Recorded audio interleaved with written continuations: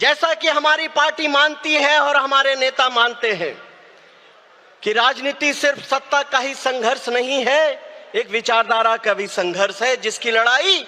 हमारे जन नायक राहुल जी लड़ रहे हैं। अगर हम विचारों की लड़ाई लड़ते हैं, अगर हमारी विचारधारा देश में मजबूत है, हमारी विचारधारा का वर्चस्वता है, तो हमारा संगठन भी मजबूत होगा, हम चुनाव भी जीतेंगे। ये बात बार बार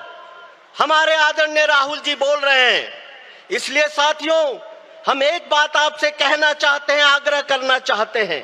कि अगर आरएसएस के विचारधारा से लड़ना है तो उसके जो हमारे दो पाया है कांग्रेस पार्टी की विचारधारा का, एक है नफरत से लड़ने का या भाईचारे को देश में लाने का, और दूसरा पाया सामाजिक न्याय का है। आइए सब मिलकर जो आवाज राहुल गांधी जी ने पूरे उत्तर भारत और दक्षिण भारत में सामाजिक न्याय को गहरा करने के लिए, सामाजिक न्याय को देश में फैलाने के लिए वो जगह जगह जा रहे हैं, घूम रहे हैं, उनकी आवाज से आवाज मिलकर हम जनता तक पहुंचाएं कि कांग्रेस पार्टी हर एक वर्गों की पार्टी है, और जो हमारा संविधान कहता है कि हमें अगर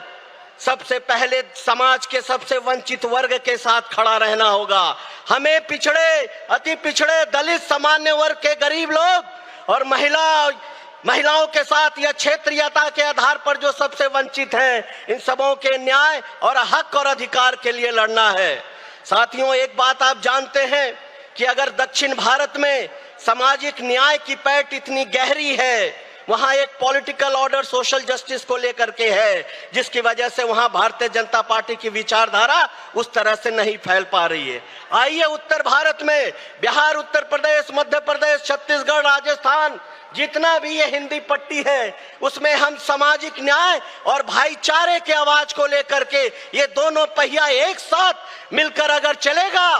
तो मुझे पूरा विश्वास है कि हम आगे आने वाले चुनाव में हम उत्तर भारत में भी कांग्रेस पार्टी को मजबूत कर पाएंगे। साथियों, एक बात और कहना है आप लोगों से कि हमारी लड़ाई, और खास करके हम अपने राष्ट्रीय नेतागण से, अध्यक्ष से, कि अभी जो बिहार में आपने कमेटी दी, काफी जो सामाजिक न्याय के आयाम को संगठन में जो आपने